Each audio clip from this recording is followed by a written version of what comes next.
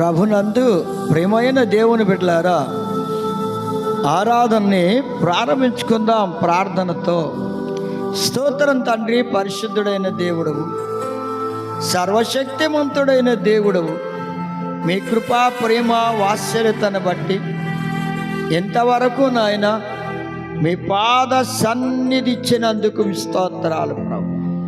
దేవా, మీ దివ్యమైన వాక్యపు వెలుగులో బిడ్డలందరూ నడుచున్నట్లుగా ఆత్మీయ జీవితాల్లో కృపను పొందడానికి, జీవితాలని సరిదిద్దుకోగలిగిన గొప్ప సహాయమును మీ వాక్యం ద్వారా అందించమని ప్రార్థన చేస్తున్నాం ప్రభు. మీ ప్రభావం బిడ్డల్లోనికి పంపించండి. మీ వాక్యములో ఉన్న ప్రభావమును వారి జీవితాల్లోనికి పంపించి మేలు చేసి మహిమ ఘనత ప్రభావాలు పొందమని యేసయ్య పరిశుద్ధ నామమును బట్టి ప్రార్థించి వాడుకొనుచున్నాం తండ్రి, ఆమేన్. జెసికా పాట పాడిన తరువాత వాక్యమును విందాం.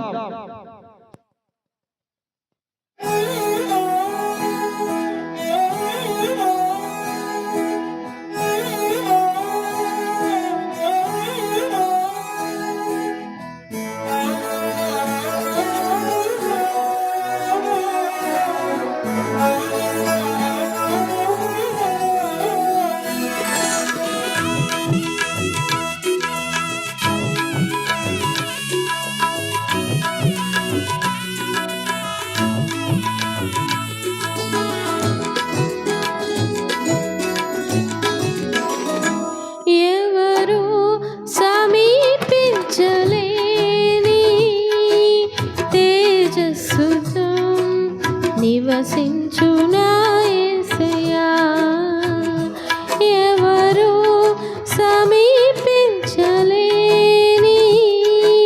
తేజస్సులో నివసించునా యేసయ్యా, నీ మహిమను ధరించిన పరిశుద్ధులు నా కంటబడగానే,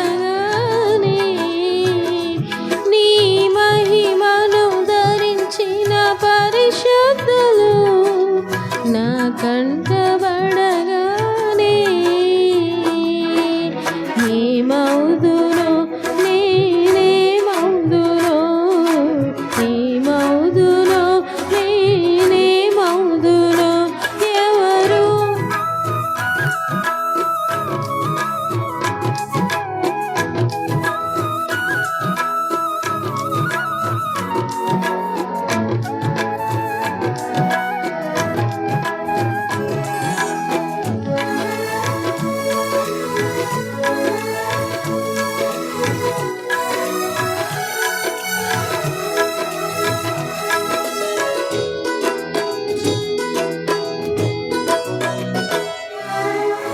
ఇహలోక బంధాలు మరచి నీ ఎదుటే నేను నిలచి, ఇహలోక బంధాలు మరచి నీ ఎదుటే నేను నిలచి, నీవిచ్చు బహుమతులు నే స్వీకరించి నిత్యానందముతో పరవశించు వేళ, నీవిచ్చు బహుమతులు నే స్వీకరించి నిత్యానందముతో పరవశించు వేళ, ఏమౌదునో నేనేమౌదునో, ఏమౌదునో నేనేమౌదునో, ఎవరు సమీపించలేని తేజస్సులో నివసించునా యేసయ్యా, ఎవరు సమీపించలేని తేజస్సులో నివసించునా యేసయ్యా, నీ మహిమను ధరించిన పరిశుద్ధులు నా కంటబడగానే, నీ మహిమ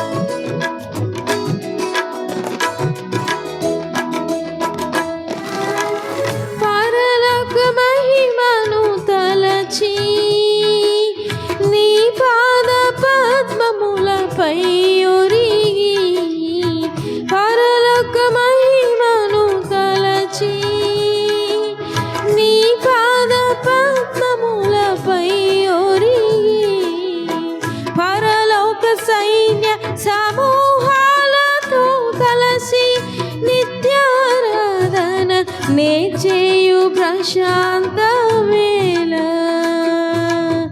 పరలోక సైన్య సమూహాలతో కలిసి నిత్యారాధన నే చేయు ప్రశాంత వేళ నీ మౌదురో నీ మౌదురో నీ మౌదురో నీ మౌదురో ఎవరు సమీపించలేని తేజస్సులో నివసించునా యేసయ్యా ఎవరు సమీపించలేని తేజస్సులో నివసించునా యేసయ్యా నీ మహిమను ధరించిన పరిశుద్ధులు నా కంటబడగానే నీ మహిమను ధరించిన పరిశుద్ధులు నా కంటబడగానే నీ మౌదురో నీ మౌదురో నీ మౌదురో నీ మౌదురో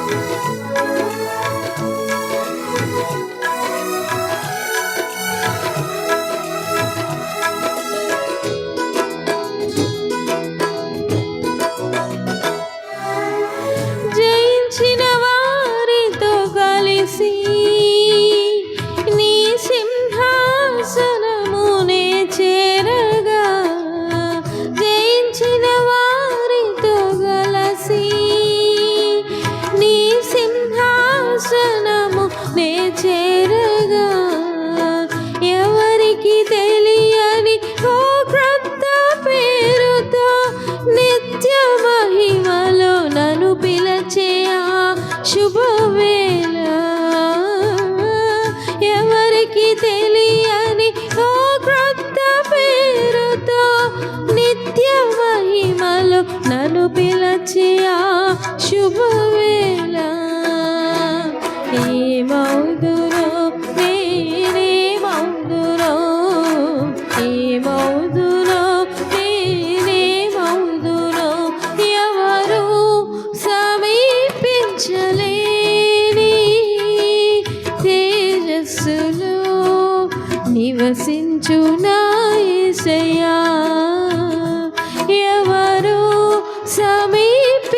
సమీపించలేని తేజస్సులో నివసించునా యేసయ్యా నీ మహిమను ధరించిన పరిశుద్ధులు నా కంటబడగానే నీ మహిమను ధరించిన పరిశుద్ధులు నా కంటబడగానే నీ మౌదురో నీ మౌదురో నీ మౌదురో నీ మౌదురో హల్లెలూయా.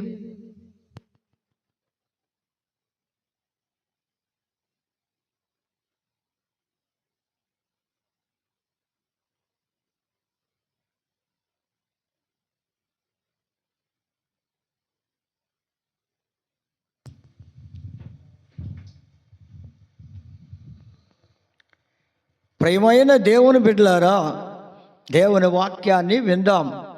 లూకాసు వార్త 2వ అధ్యాయము 36వ వచనం. మరియు ఆషేరు గోత్రికురాలును పనూయేలు కుమార్తెయునైన అన్న అను ఒక ప్రవక్త్రి ఉండెను.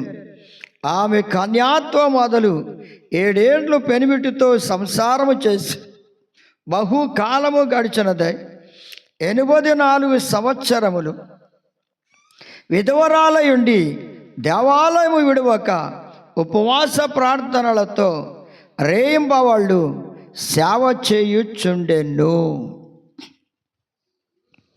నా ప్రియ దేవుని బిడ్డలారా, లూకాసు వార్త 2వ అధ్యాయం 36వ వచనంలో చూస్తే ఆషేరు గోత్రికురాలు అన్న అనే ప్రవక్త ఉండెను. ఇక్కడ ఆషేరు అనేవాడు యాకోబు యొక్క ఒక కుమారుడు. అయితే ప్రియమైన దేవుని బిడ్డలారా, ఆషేరును యాకోబు తన అవసాన కాలములో వారిని గూర్చి దీవిస్తూ ఆశీర్వదిస్తూ ఉన్న సమయంలో ప్రవచనాలు చెప్పారు వారి కోసం. 12 మంది కుమారులను గూర్చి ఒక్కొక్కరిని గూర్చి ప్రవచించాడు. అందులో ఆషేరుని గూర్చి ఏమని ప్రవచించాడంటే, ప్రేమను దేవుని బిడ్డలారా, ఆషేరునొద్ద శ్రేష్టమైన ఆహారం ఉన్నది, రాజులకు తగిన మధుర పదార్థములను అతడిచ్చును అని ఉంది. అయితే ఆషేరు అనే ఆయన పేరుకు భావం ఏమిటి అయ్యా అంటే, ఎల్లప్పుడూ జీవించే వాక్య ప్రవాహము, ఎల్లప్పుడూ జీవించే వాక్య ప్రవాహం. అలా ఆషేరులో నుంచి వచ్చిన ఆ శ్రేష్టత ఆ గోత్రమంతటికి వస్తూ వచ్చింది. అందులో ఆషేరు గోత్రికురాలైన అన్న ప్రవక్త్రిగా జీవిస్తూ వచ్చింది. ప్రేమైన దేవుని బిడ్డలారా, చూడండి, కొరింథీయులకు రాసిన మొదటి పత్రిక 14వ అధ్యాయం 4వ వచనం చూస్తే, ప్రవచించేవాడంట సంఘమునకు క్షేమాభివృద్ధి కలగజేయును. ప్రవచించేవారు ఎవరైనా సంఘానికి క్షేమాభివృద్ధిని కలగజేస్తాడు. అన్న అనే ప్రవక్త కూడా ఇశ్రాయేలు సమాజమునకు, ఇశ్రాయేలు సంఘమునకు క్షేమాభివృద్ధి కలగజేస్తుందండి. దేవుని బిడ్డలారా, నీవు కూడా ప్రవచించే వరమును నీవు కలిగి ఉంటే నీ సంఘమునకు క్షేమాభివృద్ధిని కలిగించేవాడుగా నీ ఉండాలి. అన్న అనే ప్రవక్త్రి వలె. ఇప్పుడు ఈ ప్రవచించడం ఏమిటయ్యా అంటే, కొరింథీయులకు రాసిన మొదటి పత్రిక 14వ అధ్యాయం 22వ వచనంలో ప్రవచించడం అనేది విశ్వాసుల కొరకు మాత్రమే కానీ అవిశ్వాసుల కొరకు కాదు. అంటే విశ్వాసుల యొక్క ఆత్మీయ మేలు కలగడానికి, విశ్వాసులకు ఆత్మీయ మేలు కలగజేయడానికే విశ్వాసుల కొరకే ప్రవచించడం అనేది. ఇప్పుడు ఇశ్రాయేలీయుల అందరి యొక్క మేలు, వారికి ఆత్మీయ మేలు కలగజేయడానికి ఆమె ప్రవచిస్తూ వచ్చింది ప్రవక్త్రిగా. అటువంటి ప్రవక్త ఈ ఆషేరు అనే గోత్రికురాలు గనుక ఆమె ఆ ఆషేరు దగ్గర ఏముంది ఏమిటి అన్న సంగతి మనం వింటున్నాం. ఇప్పుడు చూడండి, ఆషేరు నద్ద ఆదికాండం 49వ అధ్యాయము 20వ వచనములో ఆషేరు నద్ద శ్రేష్టమైన ఆహారం ఉన్నది, రాజులకు తగిన మధుర పదార్థములను అతడిచ్చెను. ఆషేరు నద్ద శ్రేష్టమైన ఆహారం ఉన్నది. ఇప్పుడు శ్రేష్టమైన ఆహారం ఏమిటి అంటే వాక్యమనే ఆహారమే. అందుకే ఎల్లప్పుడూ జీవించే వాక్య ప్రవాహము ఆషేరు అంటే. అందుకే అతని దగ్గర ఉన్న ఆహారం ఏమిటి అంటే శ్రేష్టమైన ఆహారం ఉన్నది, శ్రేష్టమైన ఆహారం ఉన్నది. ఆ వాక్యమనే, దేవుని వాక్యమనే ఆహారం అతని దగ్గర ఉందండి. ఆ గోత్రములోనే ఉంది. ప్రియమైన దేవుని బిడ్డలారా, ఆషేరు దగ్గర కీర్తన గ్రంథం 19వ అధ్యాయం 10వ వచనంలో చూస్తే దేవుని వాక్యములంట, దేవుని వాక్యము ఎలాంటిది అంటే బంగారు కంటెను విస్తారమైన మేలిమి బంగారు కంటెను కోరదగినవంటే ఎలాంటిది? శ్రేష్టమైనవి గనుక దేవుని వాక్యం అది తేనె కంటే అంటే బంగారు కంటెను విస్తారమైన మేలిమి బంగారు కంటెను కోరదగినవి. అవును ప్రేమను దేవుని బిడ్డలారా, కోరదగిన శ్రేష్టమైన వాక్యమనే ఆహారము ఆషేరు దగ్గర ఉంది. మరి ప్రభుని ఎరిగిన నీ జీవితములో నీ యొద్ద కూడా దేవుని వాక్యమనే శ్రేష్టమైన దేవుని వాక్యమనే ఆహారం నీ దగ్గర కూడా ఉండాలి. నీవు కూడా కలిగి ఉండాలి ప్రేమనొద్దామని బిడ్డలారా. ఎందుకంటే ఆ షేరు దగ్గర ఉంది, నీ దగ్గర కూడా శ్రేష్టమైన వాక్యమనే ఆహారము ఉండాలి. అది ఆ వాక్యము అనేక మందికి ఆహారంగా పంచిపెట్టాలి. నీవు కలిగి ఉన్న దానిని ఎదుటి వారికి కూడా పంచాలి. ఆ మొత్తం నేనే తింటానులే అనుకుంటే కాదు, నీతో పాటు ఎదుటి వారికి కూడా పంచిపెట్టవలసిన అవసరం ఉంది. అటువంటి వాక్యమనే ఆహారాన్ని నీవు పంచాలి ప్రేమనొద్దామని బిడ్డలారా. కనుక ఇది బంగారు కంటే మేలి బంగారం కంటే కోరదగినదంటే వాటికంటే శ్రేష్టమైనది వాక్యం అనే ఆహారం. అందుకే ప్రేమన దేవుని బిడ్డలారా, ఈ వాక్యం అనే ఆహారం వలన సేవకుడు హెచ్చరికను అందుతాడంటండి. కీర్తన గ్రంథం 19వ అధ్యాయం 11వ వచనంలో చూస్తే దేవుని వాక్యం అనే ఆ శ్రేష్టమైన ఆహారం వలన నీ సేవకుడు హెచ్చరికనొందును. సేవకుడు హెచ్చరికనొందుతున్నాడు అంటే జాగ్రత్త పరచబడుతున్నాడు సేవకుడు.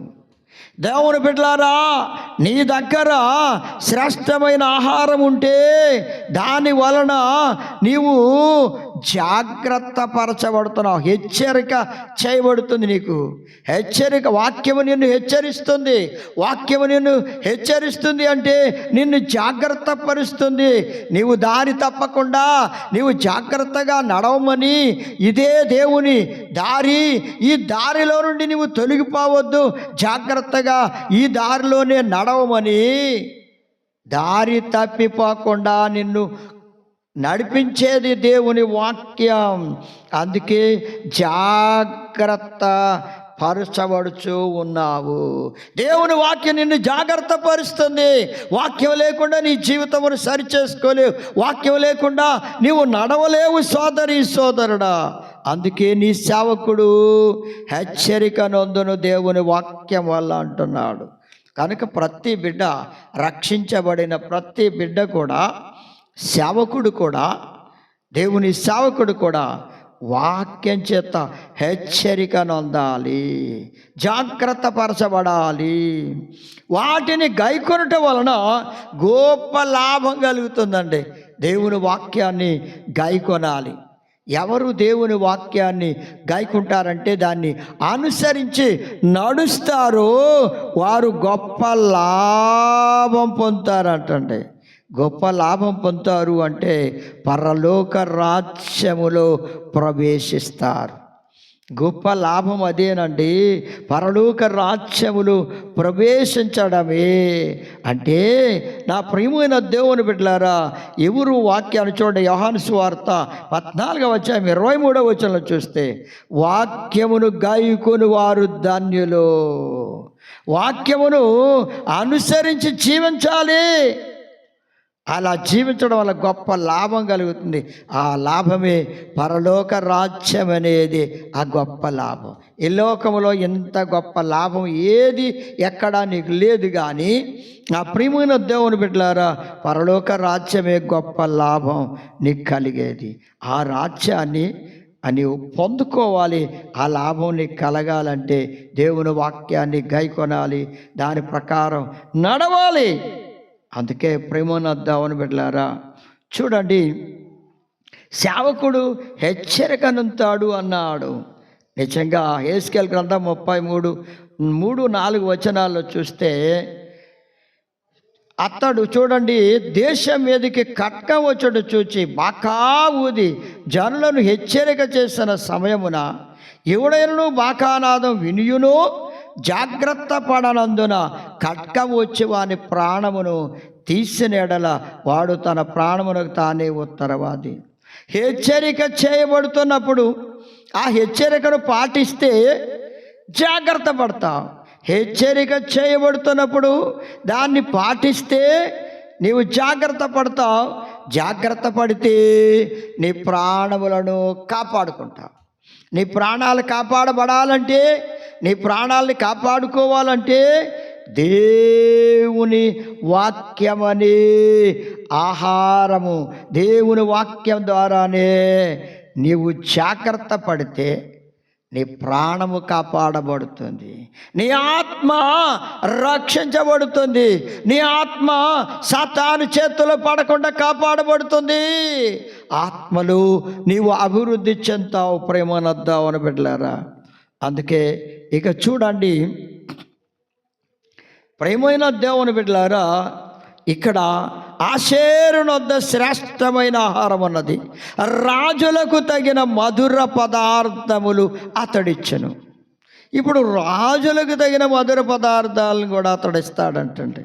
పేతురు రాసిన మొదటి పత్రిక 2వ అధ్యాయం 9వ వచనంలో చూస్తే, ఏర్పరచబడిన వంశమును, రాజులైన యాజక సమూహమును, పరిశుద్ధ జనమును, దేవుని సొత్తైన ప్రజలనై ఉన్నారు అన్నాడు. అనగా రక్షింపబడిన బిడ్డలు, రాజులైన యాజక సమూహం. ఇప్పుడు రాజులకు తగిన మధుర పదార్థములు అతడిచ్చను. ఇప్పుడు ఎవరి కోసం ఆహార పదార్థాలను ఇస్తున్నాడంటే రాజులకు తగిన మధుర పదార్థాలు. ఇవి ఎవరు పడితే వారికి తగినవి కాదంట, ఒక్క రాజులకు మాత్రమే తగినవి అంటున్నాడు. రాజులకు తగిన ఆ మధుర పదార్థములు అతడిచ్చును అన్నాడు. రాజులకు తగిన అంటే రాజులైన యాజక సమూహమునకు మాత్రమే తగిన ఆహారమే దేవుని వాక్యం అనే ఆహారము. దాన్ని ఏమంటున్నారంటే తేనె కంటేను జుంటె తేనె. కీర్తన 19:10 ఏమంటున్నాడు తెలుసా? తేనె కంటేను జుంటె తేనె దారుల కంటేను మధురమైనవి దేవుని వాక్యం. ఈ వాక్యం అంటండి తియ్యనైనది, రుచి కలిగింది. మధురమైన పదార్థం అంటండి, తియ్యనైంది వాక్యము, రుచి కలిగింది. ఎలాంటి మధుర పదార్థములను అతడు రాజులకు ఇస్తున్నాడు అని చెప్పబడుతుంది. అవును ప్రేమనొద్దామని బిడ్డలారా, రాజులైన యాజకులు, రక్షించబడిన బిడ్డలకు దేవుని వాక్యం అనే ఆ మధురమైన పదార్థములను అతడిస్తున్నాడు. కనుక దేవుణ్ణి నమ్ముకున్న దేవుని బిడ్డలారా, మీరు కూడా అనేక మందిని రాజులైన యాజక సమూహమునకు మీరు కూడా దేవుని వాక్యం అనే ఆ మధుర పదార్థములను అందించాలి. మీరు కూడా ఇవ్వాలి. మీరు కూడా ఇస్తే వాళ్ళు వాటి వలన వాటిని రుచి చూచి వాళ్ళు కూడా ఆశీర్వదించబడతారు. అవును ప్రేమనొద్దామని బిడ్డలారా. అలాగే లూకా సువార్త 2వ అధ్యాయం 37వ వచనంలో చూస్తే 84 సంవత్సరములు అన్న ఆషేరు గోత్రికురాలైన అన్న 84 సంవత్సరములు విధవరాలుగా ఉందంటండి. 84 సంవత్సరాలు భర్తతో ఆమె కాపురం చేసింది. ఎంతకాలము అంటే 7 సంవత్సరాలు మాత్రమే. 84 సంవత్సరాలు విధవరాలుగా ఉండిపోయిందండి. ఆమె ఎంత త్యాగంగా జీవించిందో చూడండి. జీవితం విధవరాలుగా ఉండిపోయిందంటే త్యాగం చేస్తుందండి.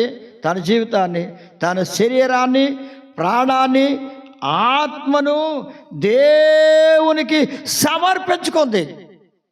ప్రేమైన దేవుని బిడ్డలారా, మీరు కూడా మీ దేహాన్ని, మీ ఆత్మను ప్రభువుకి సమర్పించుకోవాలి.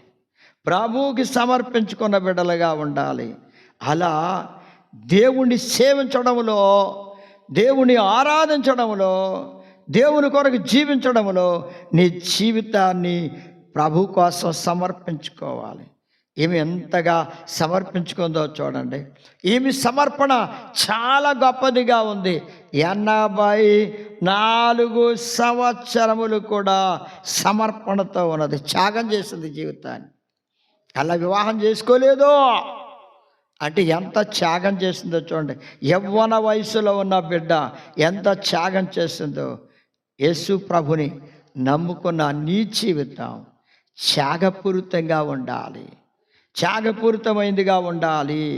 దేవుని సేవించడంలో, దేవుని ఆరాధించడంలో, దేవుని ప్రార్థన చేయడంలో, దేవుని సన్నిధికి వెళ్ళడంలో, దేవుని కొరకు జీవించడంలో నీ జీవితం అంతటిని సమర్పించుకోవాలి, ప్రభువుకి సమర్పించుకోవాలి. ప్రేమనొద్దామని బిడ్డలారా, అయితే విధవరాలు పక్షంగా దేవుడు వ్యాజ్యమాడేవాడిని అన్నాడు. ఈమె 37వ వచనంలో చూస్తే, 2వ అధ్యాయము లూకాసు వార్త 2వ అధ్యాయం 37వ వచనంలో చూస్తే, దేవాలయమున విడవక ఉపవాస ప్రార్థనలతోనూ రేయింబావళ్ళు సేవ చేస్తూ ఉంది. దేవాలయాన్ని విడిచిపెట్టడం లేదంటే ఎంత త్యాగం చేసిందో చూడండి. జీవితాన్ని ఎలా సమర్పించుకుందో చూడండి. దేవాలయాన్ని విడిచిపెట్టకుండా ఆమె ఉపవాస ప్రార్థనలతో, తన జీవితం అంతట్లో ఎక్కువ ఉపవాస ప్రార్థనలే, ఉపవాస ప్రార్థనలతో రేయింబావుళ్ళు సేవ చేస్తూనే ఉంది దేవుని సన్నిధిలో. దేని మీద ఆమెకు ఆశ లేదు, దేని మీద ఆశ పెట్టుకొనలేదు, దేవుని మీదే ఆశ పెట్టుకుంది. ఈ లోక సంబంధమైన వాటి మీద, శరీర సంబంధమైన వాటి మీద, వ్యర్థమైన వాటి మీద ఆమె ఆశ పెట్టుకొనలేదు. కానీ దేవుని మీద ఆశ పెట్టుకుంది, దేవుని కొరకు జీవిస్తుంది. సమర్పణ జీవితం కలిగిన జీవితం. అలా నీ జీవితంలో సోదరి సోదరుడా, సమర్పణ కలిగిన జీవితంతో ఉపవాస ప్రార్థనలు చేస్తూ దేవుని మందిరాన్ని విడిచిపెట్టలేదు. దేవుని మందిరానికి వెళ్ళండి ప్రేమన దేవుని బిడ్డలారా. దేవుని సన్నిధిని విడిచిపెట్టద్దు. దేవుని సన్నిధిలో చేరి దేవుణ్ణి ఆరాధించండి, దేవుణ్ణి గణపరచండి, దేవుని మహిమపరచండి. దేవుని మీద ఆశ పెట్టుకోండి ప్రేమన దేవుని బిడ్డలారా. ఆషేరు గోత్రికురాల దగ్గర ఉన్న ఆ సమర్పణ నీ జీవితంలోనికి కూడా రావాలి. అట్టి సమర్పణ కలిగిన బిడ్డగా నీవు జీవిస్తే ధన్యుడవుతావు. ఏమి తన శరీరాన్ని నలగగొట్టుకుంటుంది ఉపవాసముల చేత, తన శరీరమును నలగొట్టుకుంటుంది ఉపవాసముల చేత. ప్రియమైన దేవుని బిడ్డలారా, ఎప్పుడైనా ఒక్క రోజైనా, ఒక పూటైనా ఉపవాసం ఉండగలుగుతున్నావా? నీ జీవితంలో ఆలోచన చేసుకో ప్రియమైన దేవుని బిడ్డలారా. సేవ చేయు సేవకురాలుగా ఉందండి, సేవ చేయు సేవకురాలుగా ఉంది. దేవాలయాన్ని విడిచిపెట్టడం లేదు, ఆరాధనకు వెళుతుంది, దేవుని మందిరములో ఉంటుంది, దేవుని మందిరానికి వెళుతుంది, దేవుణ్ణి ఆరాధిస్తుంది, దేవుణ్ణి సేవిస్తుంది. దేవునికి మందిరములో ఉండి సేవ చేసే బిడ్డగానే జీవిస్తుంది. మరి నీవేం చేస్తున్నావు సోదరి సోదరుడా? దేవుని ఆలయానికి వెళ్ళాలంటే నాకు చాలా పనులు ఉన్నాయండి, నేను ఆ పనులన్నీ చూసుకోవాలి, కానీ ఆలయానికి వెళ్ళడానికి నాకు సమయం లేదు అంటున్నావేమో. కానీ ఏమి సమయాన్ని ఇచ్చింది, తన దేహాన్ని సమర్పణ చేసుకుంది. ప్రేమన దేవుని బిడ్డలారా, దేవుని మందిరములో చేరి దేవుని ఆరాధించడానికి సమర్పణ చేసుకుంది. మరి నీవు సమర్పణ చేసుకుంటావా? మందిరానికి వెళ్ళడానికి, మందిరంలో చేరి దేవుని ఆరాధించడానికి, దేవుని బిడ్డగా జీవించడానికి నీవు సిద్ధపడుతున్నావా? ఎలా ఉన్నావో నీ జీవితంలో సేవకురాలుగా ఉందామే. నీవు దేవుని బిడ్డగా, సేవకుడిగా, దేవునికి సేవకుడిగా దేవుని సేవ చేసే బిడ్డగా, దేవుని పరిచర్యలో పాలు పంపులు పంచుకునే బిడ్డగా నీవు సిద్ధపడుతున్నావా, సమర్పణ చేసుకుంటున్నావా? లేకపోతే లోకములోను లోక పనుల్లోనూ నీ సొంత పనుల్లోనే కాలమంతా గడిపేస్తూ దేవుని మందిరానికి చేరలేకపోతున్నావేమో, దేవుని కృపను పొందలేని స్థితిలో ఉన్నావేమో. ఒకసారి ఆలోచించుకో ప్రేమనొద్దామని బిడ్డలారా. ఈమె ఎంత సమర్పణ జీవితం కలిగి త్యాగం చేస్తూ ఉన్నదో చూడండి. విధవరాలు ఎంత త్యాగం చేస్తుంటే, దేవుని బిడ్డలారా, నీ జీవితంలో నీవు త్యాగం చేస్తున్నావా దేవుని కొరకు జీవించాలని? ఈమె ఇంకా ఏం చేస్తుందో తెలుసా? యెరూషలేము విమోచన కొరకు 38వ వచనంలో చూస్తే, యెరూషలేము విమోచన కొరకు కనిపెట్టు వారితో మాట్లాడుచుండెను. ఈమె ఏం మాట్లాడుతుందో తెలుసా? యెరూషలేము దేవాలయములో యెరూషలేము విమోచన కొరకు కనిపెట్టు వారితో మాట్లాడుతుంది. యెరూషలేము విమోచన కొరకు కనిపెట్టడం అంటే విమోచకుడగు మెస్సయ్య రాక కొరకు కనిపెట్టే వారితో మాట్లాడుతుంది. ఎందుకో తెలుసా? ఆమె మెస్సయ్య రాక కొరకు కనిపెట్టే వారిని బలపరచుచూ ఉంది. రాకడ విశ్వాసం కలిగిన బిడ్డ, రెండవ రాకడను గూర్చిన విశ్వాసం కలిగిన బిడ్డ, వారిని దేవుని రాకడ కొరకు కనిపెట్టే వారిని బలపరుస్తూ ఉంది. వారు నీవు రాకడ విశ్వాసం కలిగి ఉంటే సోదరీ సోదరుడా, నీవు కూడా మెస్సయ్య రాకడ కొరకు, యేసయ్య రాకడ కొరకు కనిపెట్టే వారిని బలపరిచే బిడ్డగా ఉంటావు. నీ విశ్వాసం, నీ ఆత్మీయ జీవితం వారిని బలపరిచేదిగా ఉంటుంది. అంటే నీవు విమోచించబడిన వారి కొరకు, విమోచింపబడిన వారిని బలపరచాలి. ప్రభు కొరకు కనిపెట్టేవారిని, ప్రభు కొరకు కనిపెట్టేవారిని దేవుడు సిగ్గుపడనివని అంటున్నాడు. కీర్తన 25:3వ వచనంలో చూస్తే, నీ కొరకు కనిపెట్టు వారులు ఎవడును సిగ్గునందడు. నిజముగా ప్రభు కొరకు కనిపెడుతున్న ఈ ఆషేరు గోత్రికురాలైన అన్న అసలు సిగ్గుపడడం లేదు ఆమె జీవితంలో. ఎవరు కూడా ఆమెని చిన్న మాట అనడానికి లేకుండా ఆమె ప్రవర్తన, ఆమె మాటలు, ఆమె క్రియలు, ఆమె జీవిత విధానం అంతా కూడా ఎక్కడ కూడా ఎవరికి అవకాశము లేని స్థితిలో, ఒక్క మాట ఎవరు అనడానికి అవకాశం లేని స్థితిలో యథార్థమైన జీవితం కలిగి, పరిశుద్ధత కలిగి, సమర్పణ కలిగిన బిడ్డగా దేవుని కొరకు జీవిస్తూ ఉన్నదండి. మరి దేవుని కొరకు కనిపెట్టుకుని ఉంది. మరి నీవు ప్రభు కొరకు కనిపెడుతున్నావా? లోకం కోసం, వ్యర్థమైన వాటి కోసం కనిపెడుతూనే కాలమంతా వృధాగానే గడిపేస్తున్నావేమో సోదరి సోదరుడా. ఆ బిడ్డ జీవితంలో మాత్రం చాలా ఓపికతో దేవుని కోసం కనిపెడుతున్నా. అందుకే ఆమె 84 సంవత్సరాలు ఎక్కడా ఏ విధంగానూ సిగ్గుపడలేదు. దేవుడు ఆమెను సిగ్గు పడనివ్వలేదు. ప్రభు కోసం కనిపెట్టిన ఆ బిడ్డను సిగ్గుపడనివ్వలేదు.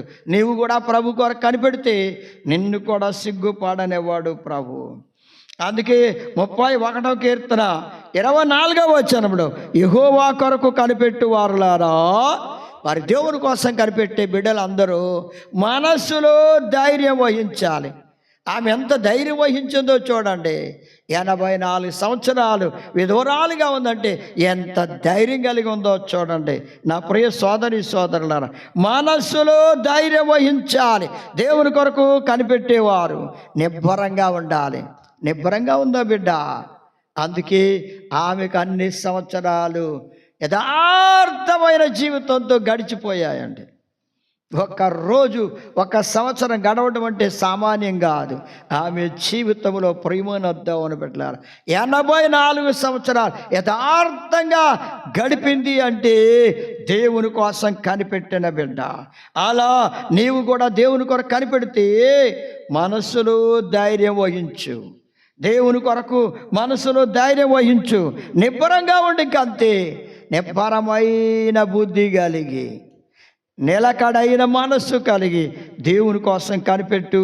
తప్పకుండా నీవు ధన్యుడు అవుతావు, ధన్యురాలు అవుతావు. సామెతల గ్రంథం 8వ అధ్యాయం 34వ వచనం చూస్తే, అనుదినము నా గడప దగ్గర కనిపెట్టుకొని నా ద్వారబంధముల యొద్ద కాచుకొని నా ఉపదేశం వినివారు ధన్యులు. అవును, మందిరంలోనే వారు ప్రతిరోజు కనిపెట్టుకొని ఉంది ఆ సోదరి అన్న. అలాగే ఆషేరు గోత్రికురాలు. అలా నీవు కూడా దేవుని మందిర ద్వారము దగ్గర గడప దగ్గర కనిపెట్టుకుని ఉంటే ఆయన వాక్యాన్ని, ఆయన ఉపదేశాన్ని వింటే నీవు ధన్యుడు అవుతావు, ధన్యురాలు అవుతావు. ప్రేమనద్దామని పెట్టారా? ఆషేరు గోత్రికురాలు వలె నీవు కూడా నీ జీవితంలో దేవుని కృపను పొంది దేవుని కొరకు కనిపెట్టుకో. నీవు సిగ్గుపడవు, దేవుడు నిన్ను సిగ్గుపడనివాడు. అంతేకాదు ఆషేరునద్ద శ్రేష్టమైన ఆహారం ఉన్నది, రాజులకు తగిన మధుర పదార్థములు అతడిచ్చును. నీవు కూడా అనేక మందికి దేవుని వాక్యం అనే ఆహారాన్ని పంచిపెట్టు. రాజులకు తగిన రక్షింపబడిన దేవుని బిడ్డలు, రాజులైన యాజక సమూహానికి తగిన మధుర పదార్థాలు దేవుని వాక్యమనే ఆ జుంటి తేనెదారుల కంటే మధురమైన ఆ వాక్యాన్ని వారికి అందించు. దేవుని బిడ్డగా జీవించి దేవునికి మహిమ తెచ్చి ఆయనను మహిమపరిచే బిడ్డగా నీ జీవితాన్ని ప్రభు కోసం సమర్పించుకొని ఆత్మానందంతో ప్రభు కొరకు జీవించు. ప్రేమానందావని బిడ్డలారా, రాకడ విశ్వాసం కలిగి అనేక మందిని బలపరచు. ప్రభు కోసం కనిపెట్టేవారిని తప్పకుండా వారు కూడా బలపరచబడి దేవుని రాజ్యములో ప్రవేశిస్తారు. నీవు ఆనందిస్తావు వారిని బట్టి. అట్టి కృప దేవుడు మరి దేవుని బిడ్డలకు అనుగ్రహించును గాక. ఆమేన్. ప్రార్థన చేద్దామంటే, స్తోత్రం నాయన, పరిశుద్ధుడైన దేవుడువు, మహోన్నతుడైన దేవుడువు, రాజులకు రాజువు నాయన, మహిమా ప్రభావం కలిగిన దేవుడు. మీ వాక్యము నాయన బిడ్డల జీవితాల్లో మధురమైందిగా, శ్రేష్టమైన ఆహార పదార్థంగా ఉన్నదన్న సంగతి ప్రతి బిడ్డ గ్రహించి ఆషేరు దగ్గర ఉన్నట్లుగా మా దగ్గర కూడా ఉండాలి మీ వాక్యం అని ఆశ కలిగిన బిడ్డలుగా, మీ కొరకు నమ్మకమైన జీవితం కలిగిన వారుగా ఒక్కొక్కరిని సిద్ధం చేసి మహిమ పొందండి. మీ కొరకు కనిపెట్టేవారు ఎవరిని సిగ్గుపడనివ్వనన్నారు. మీకోసం కనిపెట్టి మీ రాజ్యములో ప్రవేశించేవారుగా, రాకడ విశ్వాసం కలిగి రాకడలో ఎత్తబడేవారుగా ఒక్కొక్కరిని సిద్ధం చేసి మహిమ ఘనత ప్రభావాలు పొందండి. అలాగే ఆషేరు గోత్రికురాలు అన్న ప్రవక్త్రిగా ఉన్నట్లుగా ప్రవచించేవారుగా ఒక్కొక్క బిడ్డను సిద్ధం చేసి ఆత్మలో అభిషేకించి బలపరిచి స్థిరపరిచి మహిమ పొందమని వాక్యం వినే ప్రతి బిడ్డను దీవించి ఆశీర్వదించమని యేసయ్య పరిశుద్ధ నామమున బట్టి ప్రార్థించి వేడుకొనుచున్నాము తండ్రి. ఆమేన్. మన తండ్రి అయిన దేవుని ప్రేమ, ప్రభు అయిన యేసుక్రీస్తు వారి కృప, పరిశుద్ధాత్మ అన్యోన్య సహవాసం బిడ్డలందరికీ సదాకాలంతోనై నడిపించును. ఆమేన్.